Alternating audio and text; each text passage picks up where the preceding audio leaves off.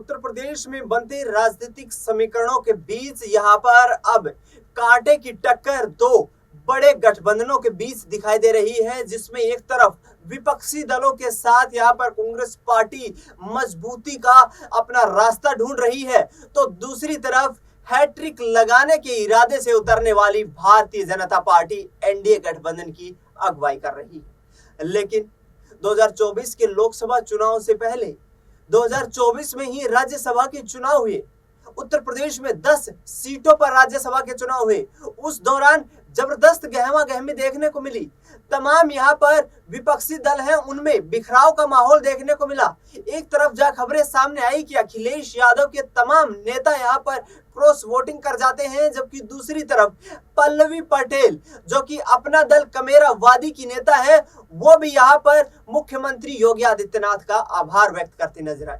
इसको लेकर सियासी सरगर्मियां तेज हो गई है कि आगे आने वाले वक्त में किस तरीके से यूपी में राजनीतिक फिजाएं बदलने वाली है, किस आधार पर यूपी की राजनीति आगामी वक्त में करवट लेने वाली है। क्या अखिलेश यादव और इंडिया गठबंधन को कोई झटका तो नहीं लगने वाला है? इन तमाम पहलुओं पर बात करेंगे। मेरे वरिष्ठ सहयोगी अमन जी मेरे साथ मौजूद है। अमन जी, आपका स्वागत है। जिस तरीके से अमन जी ये स्थिति बनती हुई नजर आ रही है, राज्यसभा चुनाव ने स्थिति को और ज्यादा गंभीर बना दिया है, क्योंकि समाजवादी पार्टी आश्वस्त नजर आ रही थी कि इस बार हम बीजेपी को टक्कर देने की कोशिश करेंगे। एक तो वहां सेंध लगती नजर आ रही है, दूसरी तरफ तमाम सहयोगी दलों का दूसरे गठबंधन के साथ यहाँ पर उनकी तरफ अट्रैक्शन दिखाना क्या संकेत दे रहा है? देखिए, बिल्कुल मुझे तो एक शेर याद आता है कि अभी तो आगाज़ मोहब्बत में होता है क्या, आगे आगे देख होता है क्या। क्योंकि जो यूपी की राजनीति है दिनेश, और बड़ी दिलचस्प होती चली जा रही है, क्योंकि यहाँ पर जो आपके बहुत करीबी होते हैं, बहुत आपके जो है कदम से कदम चलाकर मिलाकर चलने की बात करते हैं, आपके साथ जो है रहने की बातें करते हैं, कस्में खाते हैं, और जब एन वक्त आता है वो उनसे दूर हो जाते हैं और दूसरे पाले में जाकर बैठ जाते हैं। हैरानी होती है कि जो लोग समाजवादी पार्टी के चुनाव चिन्ह पर इलेक्शन जीतते हैं, उनको बीजेपी रास आती है, उनको उनकी आइडियोलॉजी रास आती है, और वो तुरंत पाला बदल कर उस तरफ पहुंच जाते हैं। अपने आप में कई सवाल खड़े करता है कि क्या जो राजनीति अब रह गई है, क्या ये एकमात्र मौका परस्ती की राजनीति रह गई है, कि एकमात्र जो राजनीति करने का ढंग है वो अपने फायदे के लिए है? क्योंकि लगातार इसको लेकर खबरें आती रहती हैं। राबड़ी देवी जो पूर्व मुख्यमंत्री भी हैं बिहार की, उन्होंने खुलेआम तौर पर बीजेपी के ऊपर आरोप लगाया कि 10-10 करोड़ में आप विधायक खरीदते हैं। इसके अलावा और भी तमाम जो केजरीवाल को लेकर भी आप कह सकते हैं, उन्होंने भी कितने करोड़ रुपए का कह सकते हैं इल्जाम बीजेपी के ऊपर लगाया कि उनके विधायकों को ऑफर किया जा रहा है। तो ऐसे में राजनीति के कह सकते हैं जो विचारधारा होती है, उसके लिए लड़ने का ढंग होता है, वो खत्म होता चला जा रहा है, क्योंकि यहाँ पर सब कुछ जो है सौदेबाजी पे आकर टिक गया है। जिसने बेहतर सौदा लगाया आप उसकी तरफ पहुंच जाते हैं। अब सोचिए, आइडियोलॉजी की बात करते हैं दिनेश, विचारधारा की बात करते हैं, लेकिन कैसे वो विचारधारा जाकर तुरंत बीजेपी के साथ शामिल हो जाती है, ये अपने आप में हैरानी की बात है। क्योंकि कल तक आप उसी बीजेपी को लेकर तमाम सारी बातें करते हैं, तमाम सारे उनके खिलाफ जो है चीजें बोलते हुए नजर आते हैं, लेकिन कैसे पलक झपकते ही आपकी जो विचारधारा है वो चेंज हो जाती है, सिर्फ इसलिए कि आप जो है पैसा पाना चाहते हैं, पद पाना चाहते हैं। क्या ये सच है? और अगर सच है तो वाकई ये राजनीति का बहुत घिनौना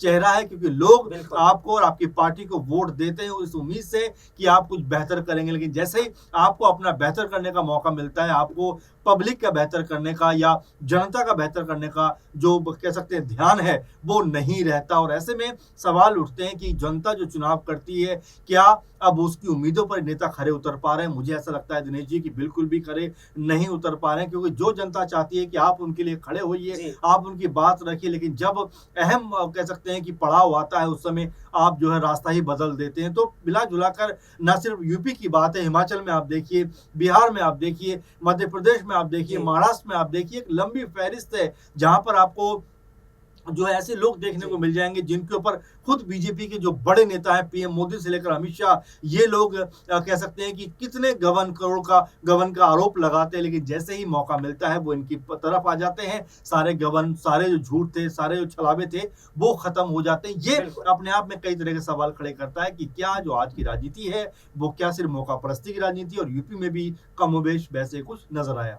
मंजी, जिस तरीके से आपने एक छोटे से सवाल में बहुत सारी बातें यहाँ पर बता दी हैं, मेरा अगला प्रश्न रहेगा आपसे कि मायावती और चंद्रशेखर को लेकर किस तरीके का आप आगामी सियासी समीकरण देखते हैं? क्योंकि एक तरफ देखा जाए दलित वोट बैंक पर मजबूती पकड़ बनाने के लिए, मजबूत करने के लिए अपनी जो राजनीतिक पैठ है उसको चंद्रशेखर आजाद लगातार संघर्ष जी। कर रहे हैं। दूसरी तरफ मायावती शांत हैं। जी। तो किस तरीके से देखते हैं इन देखिए- दोनों राजनेताओं का आगे आने वाले वक्त में क्या यहाँ से आगामी जो है कदम होने वाला है? देखिए बिल्कुल, और कह सकते हैं कि हर सूरज कहीं न कहीं ढलता है और शाम होती है, उसके बाद फिर एक नया दिन का आगाज़ जी। होता है। तो मैं ऐसा सोचता हूँ कि मायावती जो बहुत कर्मठ नेता थीं, बहुत ज़बरदस्त तरीके से यूपी की राजनीति में विशेषकर दलितों की मसीहा के तौर पर उनको जी। जिस तरह उभरने का मौका मिला, 3-4 बार सीएम रही राज्य की, और तमाम अनुभव उनकी राजनीति के बहुत शानदार कहे जा सकते हैं। लेकिन मुझे ऐसा लग रहा है दिनेश जी कि ये जो वक़्त है, ये वाक़ई उनके अब पतन का वक़्त है, और लगातार जिस तरह से उनकी पार्टी टूट रही है, खुद भी वो खामोश रहती हैं। और वहीं आज़ाद का आपने ज़िक्र किया, ज़ाहिर-सी बात है दिनेश जी, आपने कल ही की जिस तरह खबर पे बिल्कुल। गौर किया होगा कि जैसे रामपुर में पता चलता है कि दलित समुदाय के कह सकते हैं लड़के की हत्या कर दी गई है, तुरंत वो वहाँ पर पहुँचते हैं। भले ही उनको होम अरेस्ट करने की बात कही जाती है, लेकिन वो इन सब चीज़ों के बावजूद वहाँ पहुँचते हैं, बिल्कुल, परिवार से बिल्कुल। मिलते हैं, डिमांड रखते हैं कि भई पूरे का पूरा मामला फास्ट ट्रैक कोर्ट में चलाया जाए, जो ज़िम्मेदार लोग हैं उनके ऊपर सख्त सज़ा होनी चाहिए। 50 लाख की जो है मुआवजे की बात करते हैं, सरकारी नौकरी परिवार में जी। से किसी को दिए जाने की बात करते हैं। तो यहाँ पर जो आज़ाद के लड़ने का ढंग है, वो बड़ा अलग है मायावती से, और यही बात है कि अब आज़ाद के अंदर जो दलित समुदाय के लोग हैं विशेषकर, वो अपना एक नया मसीहा कहीं न ढूँढने का प्रयास कर रहे हैं, क्योंकि आज़ाद का जो काम करने का तरीका है दिनेश, वो बड़ा अटैकिंग है, बहुत ज़्यादा एकदम तुरंत जो है अगर कोई बड़ा इश्यू होता है उसके जगह पर पहुँचते हैं, और वो नहीं पहुँचते, उनकी टीम वहाँ पर पहुँचती है। तो ये कहीं न कहीं बता रहा है कि युवाओं के अंदर जो उनकी पकड़ है, वो कितनी ज़्यादा मज़बूत है, और कितने कह सकते हैं कि जो उनका आगे जाने की दिशा और दशा है, सक्रिय दिखाई दे रहे हाँ, हैं। बहुत ज़्यादा सक्रिय दिखाई देते हैं कि हर एक मुद्दे पे कहीं न कहीं वो बात करते हुए नज़र आते हैं, और हमेशा दलितों के लिए खड़े रहते हैं। ये कहीं न कहीं उनकी मज़बूत पक्ष है, और इसीलिए जो गठबंधन हुआ है कांग्रेस और समाजवादी पार्टी का, उसमें आज़ाद को भी नगे-नगे सीट दी गई। हो सकता है कि आने वाले दिनों में, क्योंकि आज़ाद अभी संतुष्ट नहीं है, एक आध सीट पे उनको और भी लड़ने का मौका दिया जाए। तो ये उनकी लोकप्रियता है कि लगातार जो खुद को पश्चिम यूपी में खासकर मजबूत कर रहे हैं। बिल्कुल, यहाँ पर आजाद पश्चिमी यूपी में अपने संगठन को, खुद को मजबूत करते नजर आ रहे हैं। आखिरी सवाल रहेगा अमन जी, राजा भैया, पल्लवी पटेल और ओम प्रकाश राजभर। जी। पल्लवी पटेल और ओम प्रकाश राजभर की स्थिति ये है कि पल्लवी इस वक्त तक समाजवादी पार्टी के साथ हैं। राजा भैया खुल करके भारतीय जनता पार्टी को समर्थन दे चुके हैं। जी। लेकिन यहाँ पर ओम प्रकाश राजभर को किस तरीके से देखते हैं, क्योंकि 2 विधायकों की खबरें ये सामने आई थी कि उनके विधायक उनके संपर्क में नहीं है, क्रॉस वोटिंग हुई है। जी। तो राजभर का अगला स्टैंड क्या देख रहे हैं? देखिए, बिल्कुल राजभर के बारे में मुझे लगता है कि बीते दिसंबर-नवंबर की बात है, जब वो गठबंधन से अलग होकर एक तरीके से बीजेपी के साथ में शामिल होते, बल्कि उससे पहले की बात है। जी। और लगातार ये खबरें आती हैं कि भई वो मंत्री बनने वाले हैं, और उनके कई लोग मंत्री बनने वाले हैं। लेकिन देखिए, मार्च चल रहा, लगभग 7-8 महीने का वक़्त हो जी। गया। ऐसे में ना तो वो मंत्री बनते, ना उनके कह सकते हैं कि पार्टी का कोई एमएलए मंत्री बन पाता है। तो आप समझ सकते हैं किस तरह से दिलासे का इंतज़ार में उनको रखा गया है कि भई आप बैठिए, अच्छा होगा। लेकिन जिस तरह से उन्होंने आज कहा है कि अगर उनको एक बार फिर राजपाट नहीं मिला, यानी कि मंत्री बनने का मौका नहीं मिला, तो इस बार भी वो होली नहीं मनाएँगे। तो देखिए किस तरह से बीजेपी के ऊपर एक तरीके का प्रेशर करने का, क्रिएट करने का प्रयास कर रहे हैं, लेकिन उससे उनका कोई फ़ायदा हो नहीं पा रहा। आपने कहा भी कि 2 उनके विधायक जो हैं वो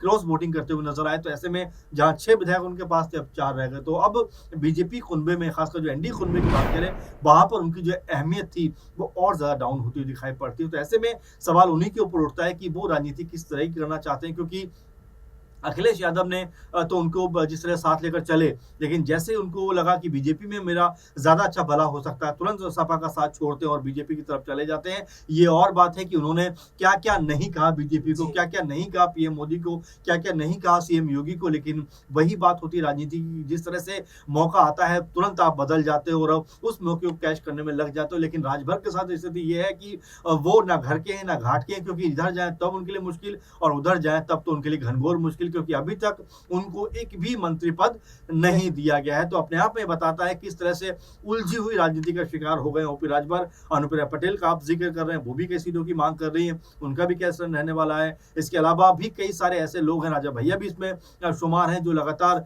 2 से 3 सीटों की मांग कर रहे हैं। तो अभी जो राजनीति का कह सकते हैं आगाज हुआ है, अपने चरम सीमा की तरफ बढ़ती हुई नजर आ रही है। अब आने वाले दिनों में अगर चीजें स्पष्ट नहीं हुई, तो अपने आप में देखना पड़ेगा कि बीजेपी को भी मुश्किलों का सामना यहाँ पर करना पड़ सकता है, क्योंकि उनको भी जो दल हैं, क्योंकि राजभर कह रहे हैं 3 सीटें हमें मिलनी चाहिए, राजा भैया भी 203 सीटें मांग रहे हैं, अनुप्रिया पटेल 5-6 सीटें मांग रही हैं। इसके अलावा अगर बात करें जयंत चौधरी की, तो वो भी राज्यसभा सीट मांग रहे थे लेकिन उनको नहीं दी गई। तो क्या लोकसभा में 4 से 5 सीटें उनको मिलेंगी? तो ऐसे कई सारे दिनेश सवाल हैं जो अभी भी मेरे ख्याल में कि बीजेपी को जरूर परेशान करने वाले हैं। और साथ में अखिलेश यादव क्या इन मौकों का फायदा उठाकर तमाम जो दल हैं जो बीजेपी से नाराज होंगे, क्या उनको अपने पास में लेकर आ पाते हैं? अगर वो उनके साथ में आते हैं तो ये मानकर चलिए कि बीजेपी की मुश्किलें बढ़ेंगी।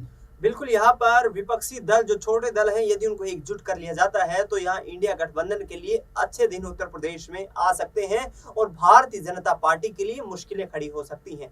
लेकिन अब देखना यही होगा कि जैसे जैसे चुनाव नजदीक आते हैं, इन तमाम राजनीतिक दलों का क्या रुख देखने को मिलता है। फिलहाल अमन जी, आपने तमाम जानकारी साझा की, आपका बहुत बहुत शुक्रिया। देश दुनिया की तमाम बड़ी खबरों के लिए आप देखते रहिए नेक्स्ट 9 न्यूज।